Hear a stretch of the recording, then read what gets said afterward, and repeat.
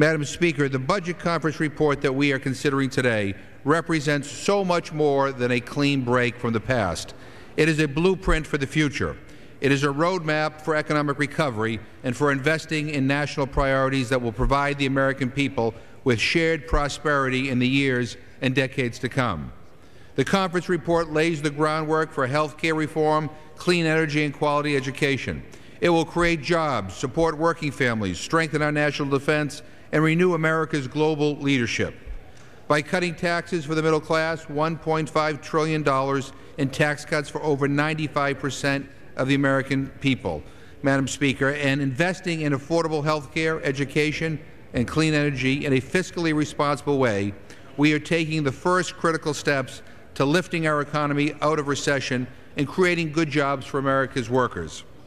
For the last 8 years, President Bush flat-out mismanaged the federal budget. How?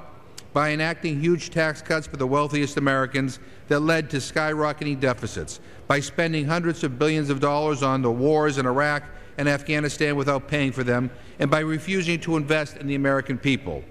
This budget cuts the deficit by more than half by 2013. And in order to get us back on a fiscally sustainable path, the budget provides a realistic assessment of our fiscal outlook. Unlike the Bush administration, we actually budget for the wars in Iraq and Afghanistan instead of hiding them under the emergency spending categories. We budget for natural disasters that inevitably will occur. This conference report cuts taxes for 95% of Americans. Let me repeat that, Madam Speaker, because we'll hear a lot of rhetoric from the other side about taxes. This budget cuts taxes for 95% of Americans. It provides immediate relief from the alternative minimum tax. It eliminates the estate tax on nearly all estates and works to close corporate tax loopholes. You see, all of us believe in altering the tax code. We believe that we should reduce the tax burden on the middle class and those trying to get into the middle. We believe that corporations shouldn't be allowed to shirk their responsibility by hiding their profits in offshore tax havens. The other side believes we should reduce taxes for the very wealthiest. It's a simple difference in philosophy. And most importantly, this budget, the Democratic budget, actually invests in the American people. What a welcome change from the past 8 years. We invest in health care reform, not just to improve health care quality and improve coverage, but to reduce the crushing burden of health care costs on American businesses. Everybody likes to talk about health care reform. This budget actually lays the groundwork to get it done. We invest in clean energy in order to create jobs, improve the environment, and reduce our dependence on foreign oil. We invest in renewable energy and energy efficiency. Everybody likes to talk about energy independence, but this budget actually lays the groundwork to get it done. And we invest in education to reclaim our place as the best educated workforce in the world. We work to expand early childhood education and to make college more affordable. Everybody likes to talk about improving education. This budget actually provides the basis to get it done. And this is a budget that will allow Congress, if and when the time comes, to vote up or down on health care reform and education reform and avoid the infamous obstructionism so characteristic of the other body and the other side of the aisle. It certainly doesn't guarantee passage of such reforms, but it will allow for and require a straight up or down vote in each chamber. Now, I know that change is hard. I know some of my colleagues want to cling desperately to the failed policies of the past. But the good news is that despite all the nasty press releases and television ads and talk radio attacks on the President, the American people still support President Obama's vision for America. That's why this budget is so very important. This is a budget with a conscience. It is a budget that believes in the American spirit. And it's a budget that fulfills the promises that the President made to the American people. Madam Speaker, we are at a crucial moment. Our country can meet its potential. Our children can have a better future.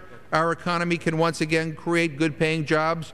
But in order to make that happen, we need change. We need to move in a bold, innovative new direction. We need to pass this budget. I urge my colleagues to join me in support of this rule and the underlying bill, and I reserve the balance of my time.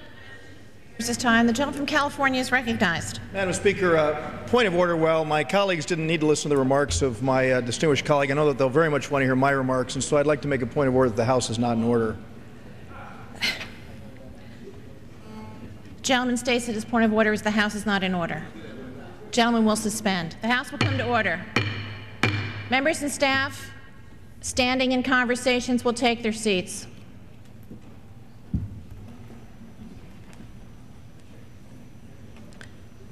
Does the gentleman withdraw his point of order? Well, I just made it. I mean, you determine whether or not the House is in order, Madam Speaker. It didn't seem to me that it was. Gentleman will answer the question. Do you withdraw your point of order? Sure. Gentleman will proceed. Madam Speaker, I yield myself such time as I might consume and ask unanimous consent to revise and extend my remarks. And I thank my friend from Worcester for yielding me the customary 30 minutes. We sort of feels like Groundhog Day. We just completed debate on this same day rule, and now here we are proceeding with the rule on the budget conference report itself. When we ended the debate just a little while ago, my friend was saying that those of us on this side of the aisle have no interest or desire to work with President Obama. All we say is no, time and time again. And I've got to say that repeatedly we have come forward with alternatives, and we very much want to work in a bipartisan way. And so this notion of trying to claim that we as Republicans are saying no is preposterous. Everyone is aware of the fact in this House and in the executive branch that we have come forward with proposals, which is exactly what we did. We had two alternatives that were considered here on the House floor when we considered the budget itself, and now we have this conference report. I've got to say that the underlying budget conference report itself, Madam Speaker, that is before us, to quote my friend from Worcester, is really the same old, a term that he loves to use, as really it's the same package that we looked at just 4 weeks ago.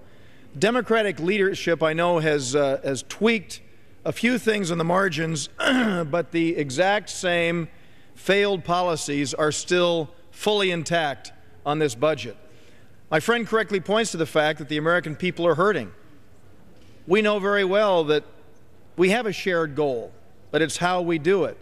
Unfortunately, this budget recklessly spends money that we don't have, and it sets the stage for tax increases that we can't afford. It makes the fundamental mistake that led to our economic crisis in the first place: profligate, unaccountable, and irresponsible behavior.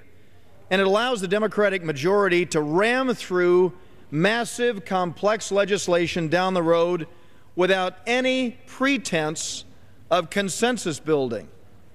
My friend said again that we just say no to the president. We want to have what the president talked about in his campaign, what the speaker has repeatedly talked about. We want to work to build a consensus here, but unfortunately, this budget itself lays the groundwork to completely obliterate any notion of bipartisanship.